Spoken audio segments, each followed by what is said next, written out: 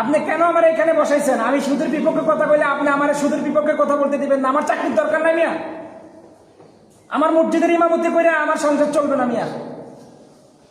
আমি সুদের বিপক্ষে কথা বললে আপনি আপনার রাগ হয়ে যাবেন। এরকম এরকম ওয়াজ আমার দরকার, এরকম এরকম মসজিদে খতিবগিরি আমার দরকার নাই। এটা ওই যে মনে করেন আল্লাহর রাস্তে খতিব মনে করেন না মিয়া, আল্লাহর রাস্তে ইমাম মনে করেন না।